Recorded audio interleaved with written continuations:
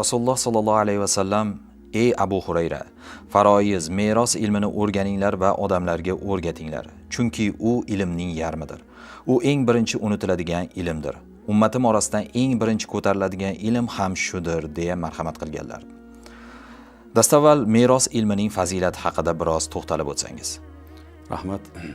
Alhamdulillahi robbil alamin val aqibatu lil muttaqin was salatu was salamu ala sayyidina va nabiyina Muhammadin khatamil anbiya'i wal mursalin va ala alihi va ashabihi ajma'in, amma ba'd. Assalomu alaykum va rahmatullohi taala barakatuh. Dar haqiqat meros ilmi mana shu siz savolda ko'rsatilgan hadisda aytilgani kabi juda ham bir ulug' katta fazilatga ega, yuksak qadrga ega bo'lgan ilm hisoblanadi. Alloh subhanahu va taolo bir qator oyat karimalarda hamda Rasululloh sollallohu alayhi vasallam o'zlarining ko'plab hadis shariflarida bu narsani ta'kidlab o'tilgan. Alloh taolo Qur'oni Karimda jumladan Niso surasida mana shunday marhamat qiladi: "Lirrijali nasibun mimma tarakal validayn val aqrabun."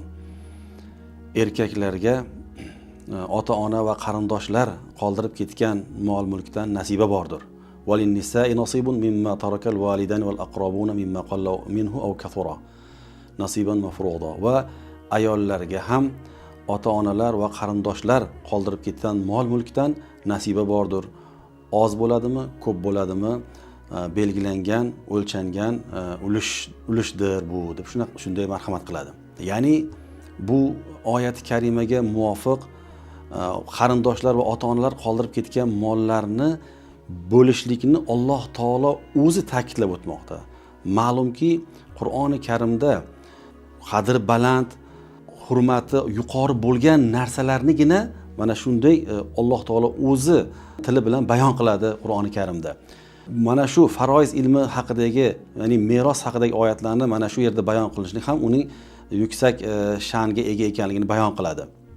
Va bu oyat mana shu davrdan boshlab johiliyatda mavjud bo'lgan ayollarni meros olmaslik, aksincha o'zlari meros obyekti, meros moli sifatida taqsimlanishlik degan bir tartibni bekor qilganligini ham bildiradi. Rasululloh sollallohu alayhi vasallam o'zlarining hadislarida marhamat qiladilarki: "Ta'allamul faraid", ya'ni faroiz ilmini o'rganinglar va allimuhan nas, va insonlarga uni o'rgatinglar. Fa innahu yurfa an ummati, u ummatimdan tez ko'tarilib ketuvchidir va innahu yunza an ummati, ummatimdan so'rib olinuvchidir. Deb, ya'ni bu ummatimdan birinchidan ko'tarilib ketadi, ummatimdan so'rib olinadi. Bu deb Rasululloh sollallohu alayhi vasallam bunday bizlarni ogohlantirishlarini boisi oxir zamon yaqinlashgan sari insonlar bu ilmga e'tibor, ahamiyat bermay qo'yishadi. Va natijada so'ralmaslik va bunga murojaat qilinmaslik oqibatida mana shu ilm, buni biladiganlar qolmasdan ko'tarilib ketishligi mumkin bo'lar ekan. Boshqa bir hadis sharifda Abdulloh ibn Mas'ud radhiyallohu anhu aytadilarki: "Ta'allamul Qur'on va allimuhun nas." Qur'onni o'rganinglar va insonlarga o'rgatinglar. Va ta'allamul faraid va allimuhan nas dedilar. Qarang, bu hadisda Qur'oni Karimni o'rganib insonlarga o'rgatinglar deyildi. Va Qur'oni Karimdan keyin faroizni o'rganib uni odamlarga o'rgatinglar deyildi. Ya'ni shunchalik muhim.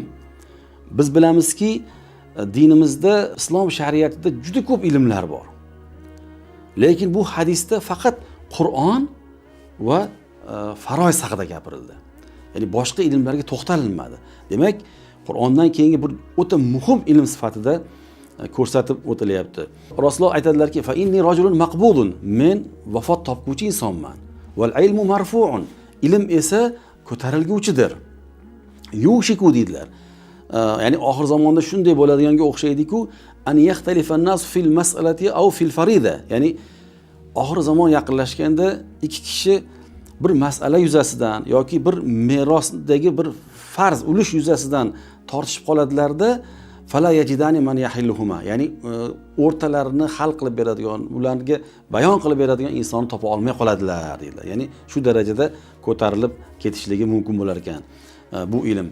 Va bu narsani Rasululloh sollallohu alayhi vasallam oxir zamon yaqinlashishi va go'yoki ummatni bir halokatidek bayon qildilarki, bu narsa ham o'sha faroiz ilmiga e'tibor berishlikni ahamiyati katta ekanligini ko'rsatadi. Odatda usul fiqh ulamolari marhamat qilishadiki, qaysi narsaga oyat yoki hadisda buyruq shaklida berilsa, ya'ni bu yerda o'rganinglar degan buyruq, amr ko'rsatmas bo'lyapti. Demak, u narsani ehtimom, ahamiyat kuchli bo'lishligiga dalolat qiladi. Endi bu borada oyatlar, hadislar ko'p. Biz o'rni kelganda ularni ham birma-bir bayon qilib o'tamiz.